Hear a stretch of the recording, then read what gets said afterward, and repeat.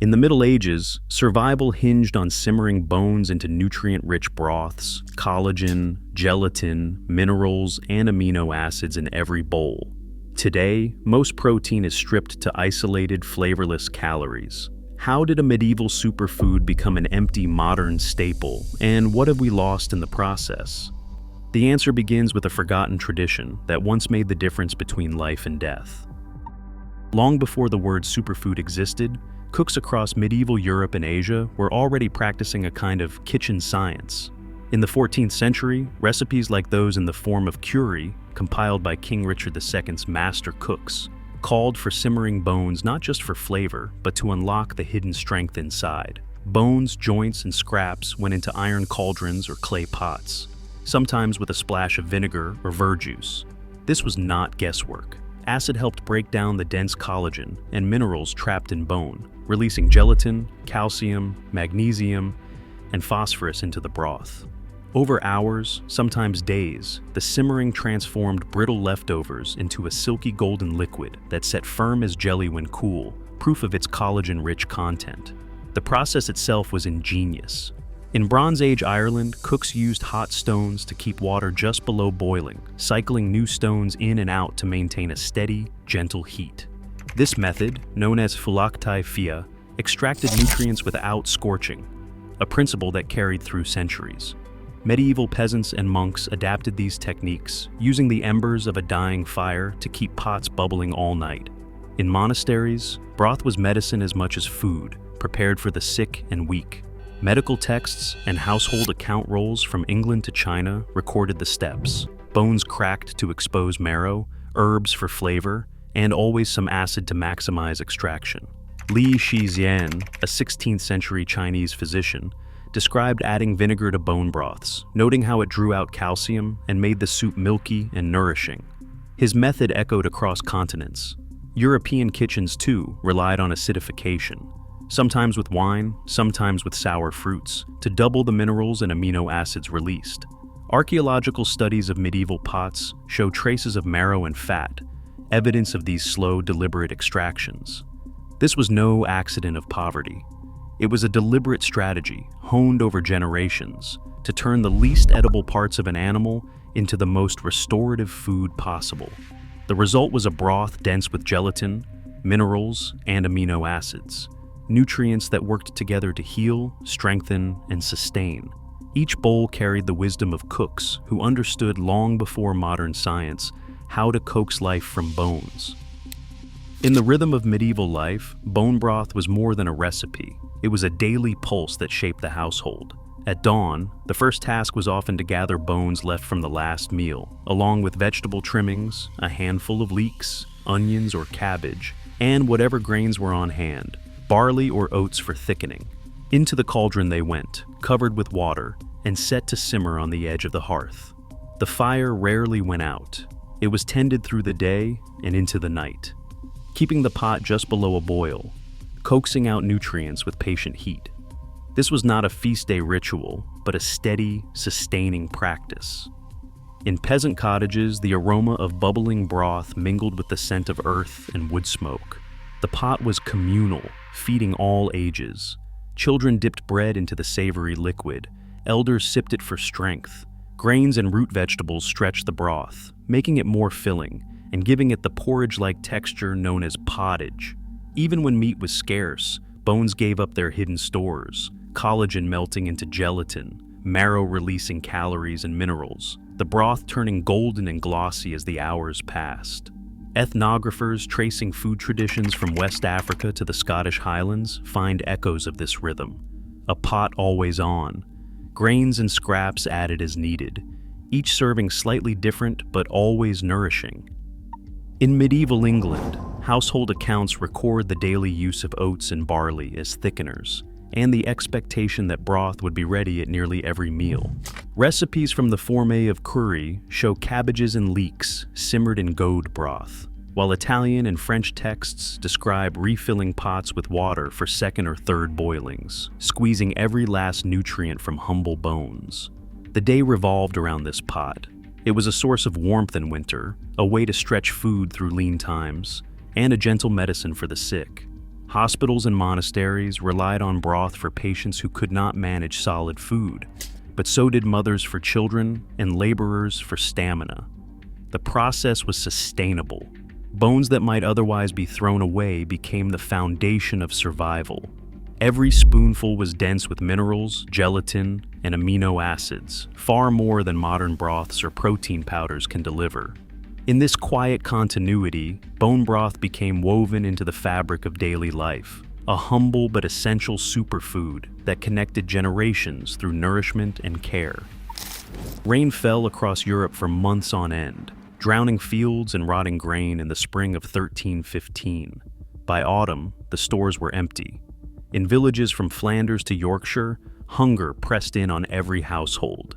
Livestock died in the mud, and the price of bread soared beyond reach.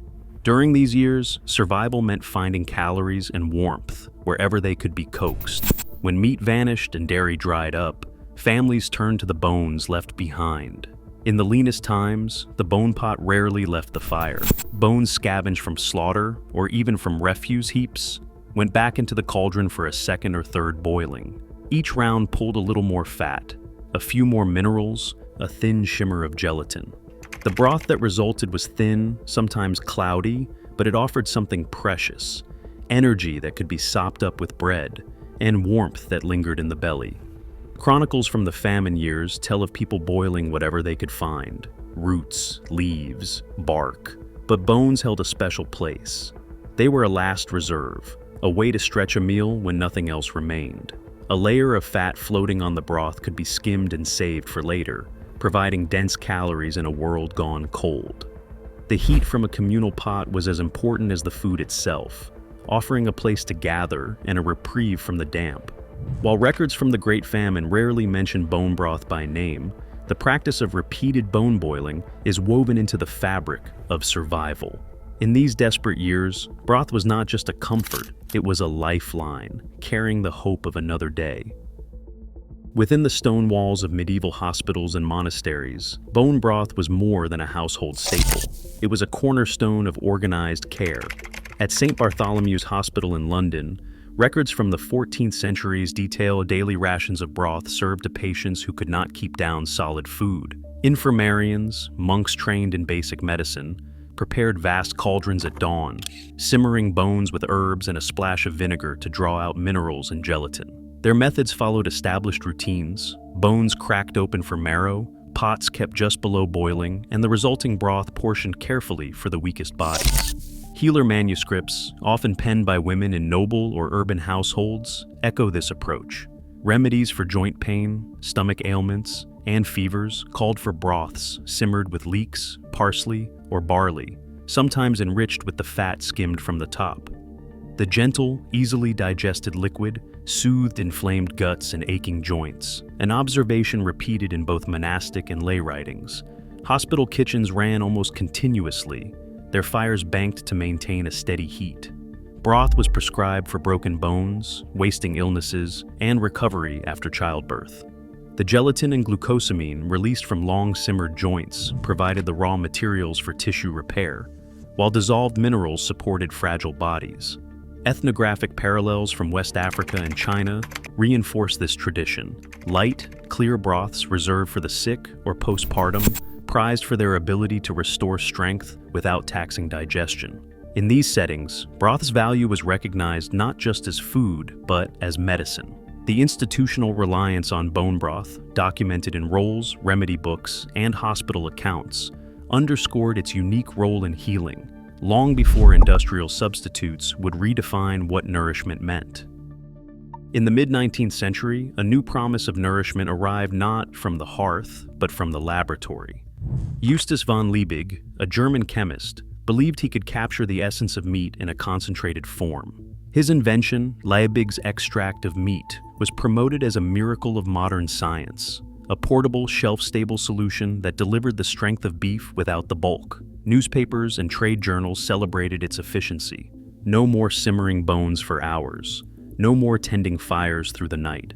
Instead, factories in Uruguay and England reduced tons of beef into dense brown paste, shipping jars across continents.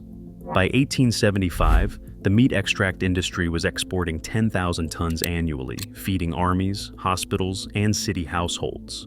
But what was really inside these jars? Unlike traditional bone broth, Liebig's extract used lean meat, stripped of bone, cartilage, and connective tissue. The process left behind the gelatin, minerals, and collagen that defined broth's healing properties. What remained was a boost of flavor and protein, but little of the synergy that made broth more than the sum of its parts. Efficiency ruled. Every scrap of slaughterhouse waste found a new market, and nothing went unused. The extract was a triumph of industrial logic, maximizing output, minimizing time, and turning leftovers into profit. Advertisements praised its purity and power, yet critics quietly noted what was missing: the slow-release nourishment, the thick jellied texture, the restorative minerals that medieval cooks had prized. In the rush to modernize, the wisdom of whole foods was quietly set aside, replaced by the allure of scientific progress and commercial gain. By the dawn of the 20th century, the kitchen and the laboratory were no longer strangers.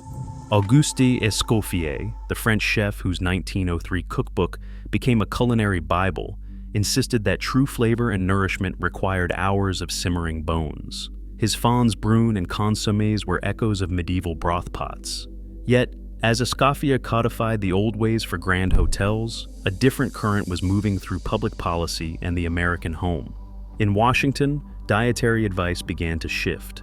The language of nutrition moved away from the slow, patient extraction of gelatin and minerals toward the arithmetic of protein and other macronutrients. By the mid-1900s, protein was counted in grams, not in the context of bone, skin, or broth, but as a number to be met or exceeded. Food manufacturers responded with products that delivered pure protein, stripped of the matrix that once carried minerals and collagen. The 1977 United States Dietary Goals, drafted by the Senate Committee, set broad targets for protein intake, 16% of daily calories, but never mentioned where that protein should come from. The focus was on reducing fat and cholesterol, not on preserving the integrity of traditional foods. Industry filled the gap. Whey and soy isolates, born from the logic of efficiency, became the new standard. Their appeal was simplicity: a scoop, a shake, a label promising high protein with little else.